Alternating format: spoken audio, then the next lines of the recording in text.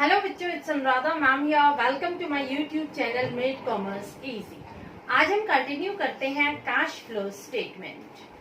देखो, last video में मैंने आपको बताया था कि जो भी हमारे बिजनेस के ट्रांजैक्शंस होते हैं उनको हम 3 एक्टिविटीज में डिवाइड कर देते हैं।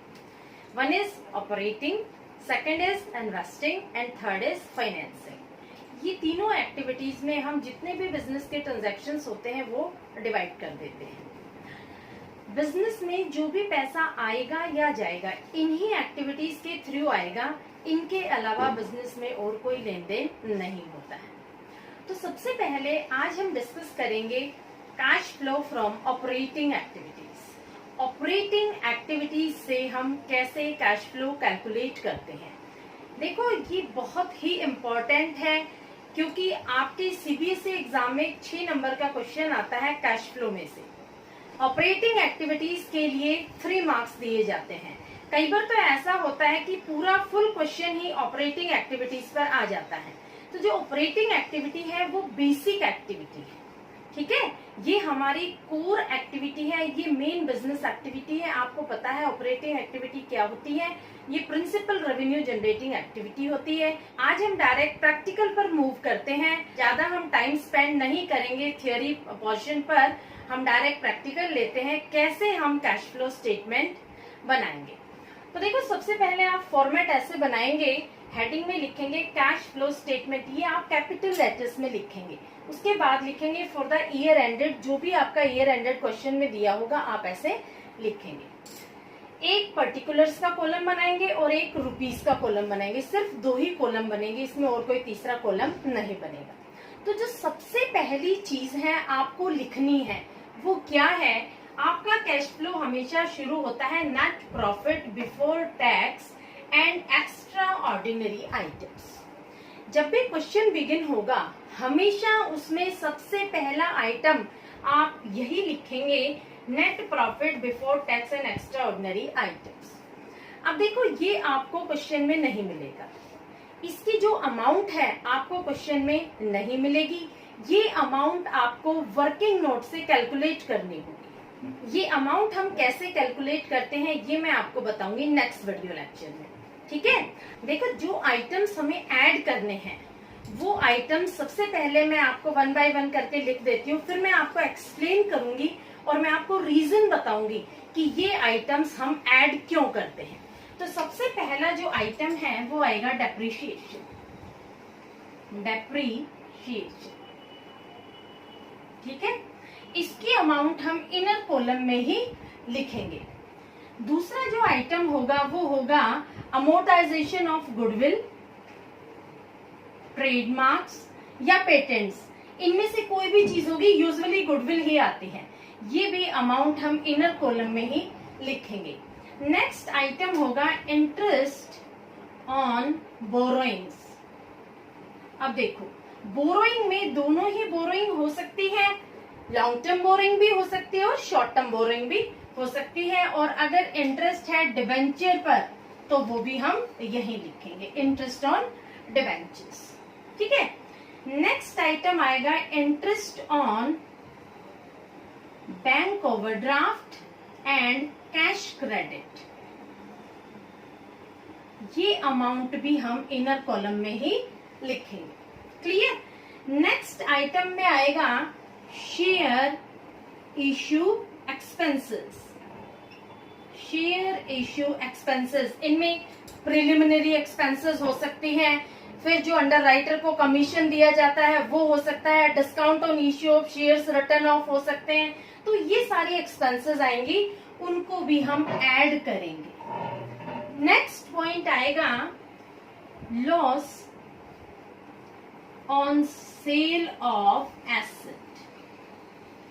अब देखो, इस आइटम को भी हम ऐड करेंगे to find out operating profit. और जो लास्ट आइटम होगा वो होगा increase in provision for doubtful debts, ठीक है। ये जो टोटल आएगा ये आप दिखाएंगे आउटर कॉलम। अब ये इतने सारे आइटम्स आपको ऐड करने हैं to find out operating profit. तो ये आइटम्स आप ऐड क्यों करेंगे, सबसे पहले तो मैं आपको ये समझाती हूँ। देखो यूजुअली बच्चों से हम पूछते हैं कि बेटा हम डेप्रिसिएशन ऐड क्यों करते हैं, तो बच्चे पता है क्या कहते हैं कि हमारी मैम ने कहा है, स्कूल में बोला है कि ये अगर डेप्रिसिएशन है तो आप नेट प्रॉफिट बिफोर टैक्स में इसको ऐड कर देना। That is not the right way of learning. आपको रीजन पता होना चाहिए why we are adding all these items. ये आइटम हम ऐड क्यों करते हैं, देखो मैं आपको समझाती हूँ। सबसे पहले डेप्रिसिएशन हम ऐड क्यों करते हैं। डेप्रिसिएशन हम हमेशा statement of profit and loss में डेबिट साइड दिखाते हैं। इससे क्या होता है, हमारा प्रॉफिट तो कम हो जाता है लेकिन कैश कम नहीं होता है। Clear? It does not involve any outflow of cash. जब हम किसी एसेट को डेप्रिशिएट करते हैं इसका मतलब ये नहीं होता है कि हम कोई कैश पेमेंट कर रहे हैं। क्लियर? डेप्रिशिएशन को हम इसलिए ऐड करते हैं क्योंकि ये एक नॉन कैश आइटम होता है। जब हम डेप्रिशिएशन प्रोवाइड करते हैं तो कोई भी कैश की पेमेंट नहीं होती और कैश फ्लो में हमें क्या देखना होता है, इनफ्लो ऑफ कैश और आउटफ्लो ऑफ कैश। इसलिए इसको हम बैक कर देंगे to the net profit before tax and extraordinary item. Similarly goodwill, ये भी इंटेंजिबल एसेट है। देखो जब हम टेंजिबल एसेट को राइट ऑफ करते हैं तो उसके लिए हम टर्म यूज करते हैं डेप्रिशिएशन, और इंटेंजिबल एसेट के लिए हम करते हैं अमोर्टाइजेशन। तो जब गुडविल को राइट ऑफ करेंगे तो भी कोई कैश पेमेंट नहीं हो रही है, कैश का कोई आउटफ्लो नहीं हो रहा है, इसलिए हम इसको एड बैक कर देते हैं to the net profit. Clear? अब देखो गुडविल में आपको दो चीजें ध्यान रखनी पड़ेगी। सपोज गुडविल में अगर इंक्रीज हो रहा है तो आप गुडविल यहाँ नहीं दिखाएंगे। इन the beginning of the year suppose goodwill है 10,000 रुपए और बाद में हो जाते हैं 20,000 रुपए, यानी कि जो 10,000 रुपए का इंक्रीमेंट हुआ है गुडविल में, जो इंक्रीज हुआ है, that means this is the purchase of goodwill.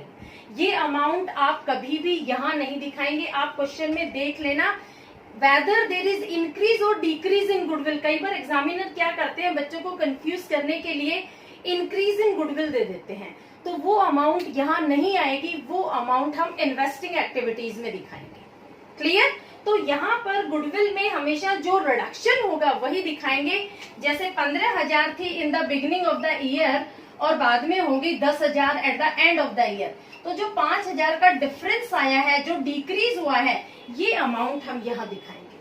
Clear? That will be added back to the net profit. दोनों चीजें समझ में आ गई। Next point is interest on borrowing and debenture. अब देखो जो इंटरेस्ट ऑन बोरोइंग है वो हमारी ऑपरेटिंग एक्टिविटी से रिलेटेड ही नहीं है। जैसे जिस चीज का हम बिजनेस कर रहे हैं, जिस चीज की हम डीलिंग कर रहे हैं, उससे इसका कोई रिलेशन नहीं है, इसलिए हम add back to net profit करते हैं। सपोज आपने बैंक से लोन लिया है, बैंक आप पर इंटरेस्ट चार्ज कर रहा है, आप बैंक को इंटरेस्ट दे रहे हैं, तो उससे आपकी जो ऑपरेटिंग एक्टिविटी है उससे क्या मतलब है भाई। ऑपरेटिंग एक्टिविटी तो वो एक्टिविटी होती है जिसमें आपका कोर बिजनेस है। सपोज आपका स्टेशनरी का बिजनेस है, तो यहाँ बैंक से लोन का क्या मतलब आया।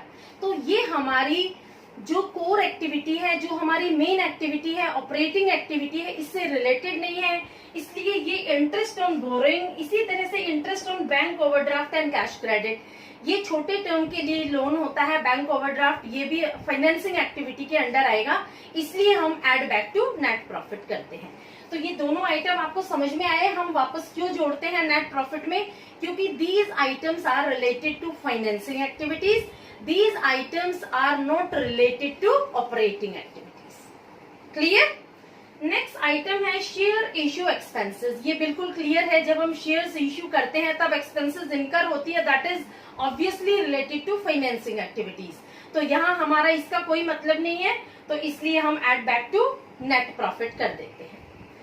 Next item is loss on sale of asset. देखो हमने कोई एसेट बेची है और उस पर लॉस हो गया, तो यहाँ हम क्यों बेयर करेंगे, ऑपरेटिंग एक्टिविटीज में क्यों बेयर करेंगे वो लॉस। हमने माइनस किया है फ्रॉम ऑपरेटिंग एक्टिविटीज, लेकिन वो लॉस है हमारा इन्वेस्टिंग एक्टिविटीज से रिलेटेड। कोई फिक्स एसेट हमने बेची है, उस पर लॉस इनकर हुआ है, तो ये हमारा ऑपरेटिंग एक्टिविटीज से रिलेटेड नहीं है, ये नॉन ऑपरेटिंग आइटम है, इसलिए हम add back to net profit करते हैं। And next is increase in provision for doubtful debts. जब भी हम कोई प्रोविजन करते हैं, इसका मतलब ये नहीं होता है कि हम कोई कैश की पेमेंट कर रहे हैं। तो यहाँ कोई आउटफ्लो ऑफ कैश इन्वॉल्व ही नहीं है, तो इसलिए हमने ये आइटम भी ऐड कर दिया back to the net profit and extraordinary items. समझ में आए ये आइटम्स हमने ऐड क्यों किए हैं? बच्चों को यूजुअली रट्टाफिकेशन होता है, वो सारे आइटम्स रट लेते हैं और एग्जामिनेशन के टाइम पर क्या होता है कि बच्चों के दिमाग से ये सारी चीजें क्लियर हो जाती है, वो कंफ्यूज हो जाते हैं कि कौन सा आइटम ऐड होगा कौन सा लेस होगा। तो आप बिल्कुल उसको रटो मत, उसको समझो। कंसेप्ट अगर क्लियर हो जाएगा तो you will never get any sort of problem. समझ में आया?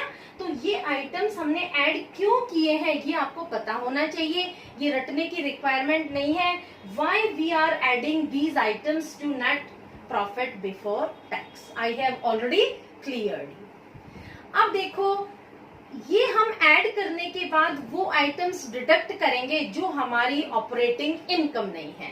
तो देखो अब हम लिखेंगे less items to be deducted. अब देखो कौन कौन से आइटम्स हमें डिडक्ट करने हैं। पहला आइटम आ जाएगा हमारी जो डिविडेंड इनकम होती है, डिविडेंड इनकम। दूसरी हमारी हो जाएगी इंटरेस्ट इनकम। तीसरी हमारी हो जाएगी rental income. Fourth is profit on sale of fix assets. And last is if there is any decrease in provision for doubtful debts।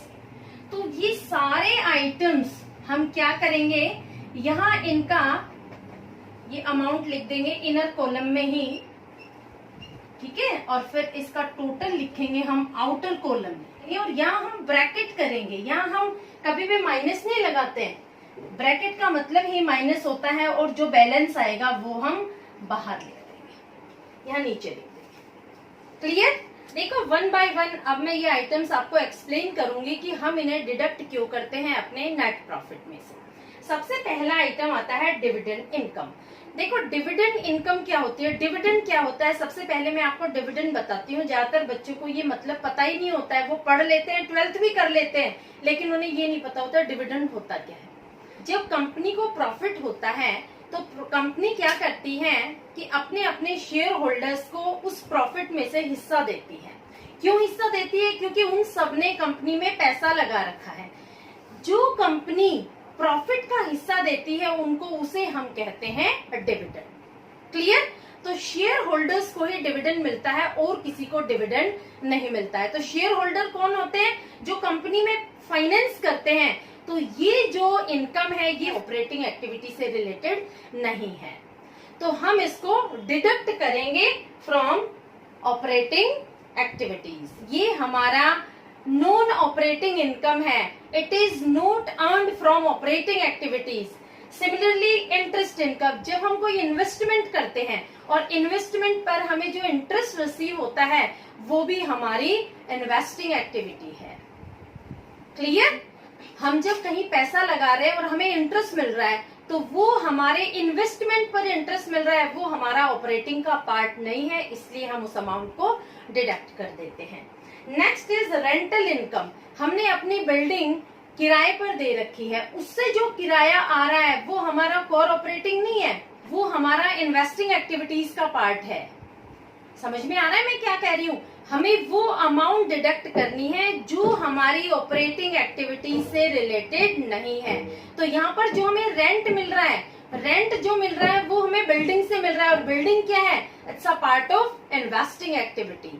तो ये भी हमारी ऑपरेटिंग एक्टिविटी की इनकम नहीं है, ये एक नॉन ऑपरेटिंग इनकम है, इसलिए हम इसको डिडक्ट कर देते हैं। Next is profit on sale of fix asset. अगर प्रॉफिट होता है हमारी किसी एसेट के सेल पर तो ये भी हमारी इन्वेस्टिंग एक्टिविटीज का पार्ट है, इसमें हम नहीं दिखाएंगे क्योंकि ये ऑपरेटिंग एक्टिविटी से रिलेटेड इनकम नहीं है। And the last item which we are going to deduct is decrease in provision for doubtful debts. तो ये सारे आइटम, ये जितने भी आइटम है ये नॉन ऑपरेटिंग इनकम है, इन्हें हम डिडक्ट करते हैं व्हाइल कैलकुलेटिंग ऑपरेटिंग प्रॉफिट। समझ में आया? तो अब जो अमाउंट हमें मिलेगी, इस अमाउंट में हम क्या करेंगे, जितनी भी हमारी नॉन ऑपरेटिंग और नॉन कैश एक्सपेंसेस है ऐड कर लेंगे और नॉन ऑपरेटिंग इनकम माइनस करेंगे, तो हमें क्या मिलेगा, ऑपरेटिंग प्रॉफिट। देखो ऑपरेटिंग प्रॉफिट का एक फॉर्मूला है। ऑपरेटिंग प्रॉफिट कैसे कैलकुलेट करते हैं, net profit before tax plus non cash expenses minus non cash income. इसे नोट डाउन कर लो, आगे आपको और कंटिन्यू करवाती हूं मैं इसे। अब देखो हमने फाइंड आउट कर लिया है operating profit before working capital changes. तो हमारी नेक्स्ट स्टेप क्या होगी, नेक्स्ट स्टेप में हम ऐड करेंगे decrease in current assets, increase in current liabilities. अब देखो अगर हमारी करंट एसेट में कोई डिक्रीज है तो वो हम ऐड कर देंगे, और करंट लायबिलिटी में अगर कोई इंक्रीज है तो ऐड कर देंगे। ऐसा हम क्यों करते हैं, एक एग्जांपल से आपको एक्सप्लेन करती हूँ। जैसे हमारी इन्वेंट्री है, इन्वेंट्री क्या होती है, स्टॉक। बिगिनिंग में था हमारा 10,000 रुपए और एंड में हो जाता है 8,000 रुपए। इसका मतलब क्या हुआ, इसका मतलब ये हुआ कि decrease of ₹2,000 indicates that there is inflow of cash. यानी 2,000 रुपए का जो स्टॉक हमारे पास था वो हमने बेच दिया। समझ में आया? देखो हमने जब दुकान में माल भरा था तो 10,000 रुपए का भरा था, और एंड में जब हम देखते हैं तो हमारे पास सिर्फ 8,000 रुपए का ही सामान दुकान में भरा हुआ है। इसका मतलब क्या होता है कि 2,000 रुपए का सामान हमने बेच दिया, और जब बेचेंगे तो कैश आएगा, कैश आएगा तो वो जुड़ेगा to the operating profit. Clear? समझ में आया? इसको रटना मत बिल्कुल भी, इस कंसेप्ट को क्लियर करने के बाद ही लिखना कि decrease in current asset is always added to the operating profit. Similarly increase in current liability, देखो इसे हम एग्जांपल से समझते हैं। Creditors in the beginning were ₹10,000, at the end were ₹15,000। यानी क्रेडिटर्स हमारे साल के शुरुआत में थे 10,000 और एंड में हो गए 15,000। तो इंक्रीज ऑफ ₹5,000 क्या इंडिकेट करता है क्रेडिटर्स में, they were paid ₹5,000 less than the credit purchase. यानी हमने उधार में सामान तो खरीद लिया लेकिन हमने अभी तक उनको पेमेंट नहीं किए हैं, हमने जो कैश का है वो आउटफ्लो नहीं किया है। इसका मतलब कैश अभी इनफ्लो ही है, कैश अभी बाहर नहीं गया है। जो क्रेडिट परचेज की है, जो उधार सामान खरीदा है, उनको अभी तक हमने पैसे नहीं दिए हैं। तो ये जो 5,000 रुपए है, increase in current liability, that will be added. Clear? अब देखो इनकी तरह से ही अब हम वाइस वर्सा कर देंगे, लेस जो डिक्रीज इन करंट एसेट है उसे लिख देंगे इंक्रीज इन करंट एसेट, और जो इंक्रीज इन करंट लायबिलिटी है उसे लिख देंगे डिक्रीज इन करंट लायबिलिटी। इनको हम लेस करेंगे, ये जो अमाउंट होगी ये यहाँ पर लेस हो जाएगी, ठीक है। और जो यहाँ अमाउंट आएगी वो कौन सी अमाउंट आएगी, कैश जनरेटेड फ्रॉम ऑपरेशंस। तो यहाँ क्या लिखेंगे, cash generated from operations, from operations. इसमें से हम less income tax paid, income tax paid, जितना भी हमने टैक्स पे किया है वो माइनस कर देंगे, ठीक है।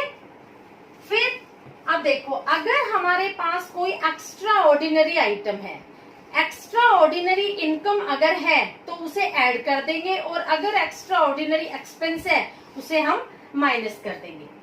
Add extra ordinary income if any, अगर कोई है तो उसे हम ऐड कर देंगे, ठीक है। और अगर हमारे पास कोई एक्स्ट्रा ऑर्डिनरी एक्सपेंस है उसे हम लेस कर देंगे।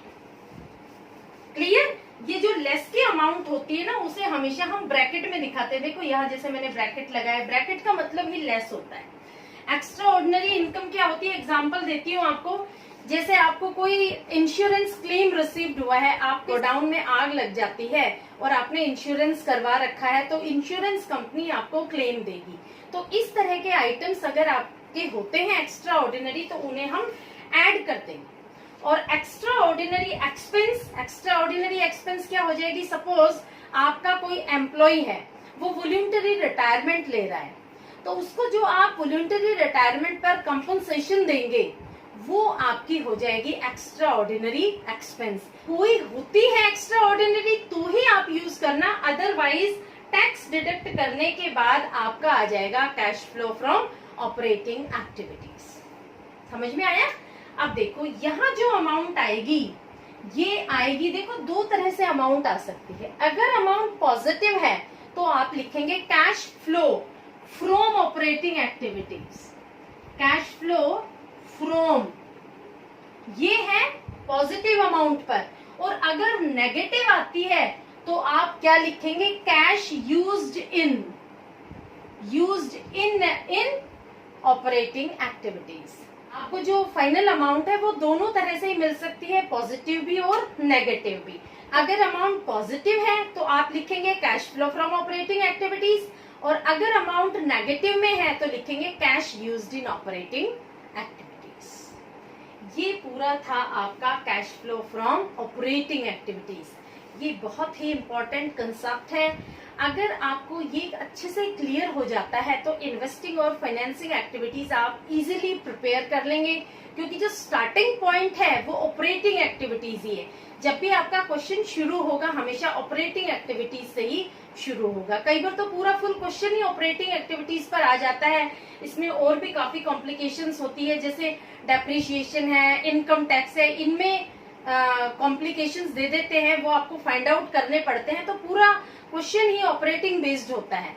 तो ये कंसेप्ट आप अच्छे से क्लियर कर लेना। कोई भी डाउट हो ऑपरेटिंग के रिगार्डिंग तो you can write in my comment box frequently without any hesitation. Clear? Next video में मैं आपको क्लियर करूंगी how to calculate net profit before tax and extraordinary items, क्योंकि अगर आपको स्टार्टिंग ही समझ में नहीं आएगी तो आप आगे कैसे करेंगे, तो वो बहुत इंपॉर्टेंट है। नेक्स्ट वीडियो देखना तो बहुत ज्यादा इंपॉर्टेंट है, क्योंकि आप पहले वो अमाउंट कैलकुलेट करेंगे, उसके बाद ये सारी कैलकुलेशंस करेंगे। ये सारा प्रोसीजर बाद में होगा। सबसे पहले आपको वर्किंग नोट बनाना होगा, तो वो वर्किंग नोट बनाना मैं आपको नेक्स्ट वीडियो में सिखाऊंगी। Hopefully you must have understood my video lecture regarding operating activities. Okay, thank you.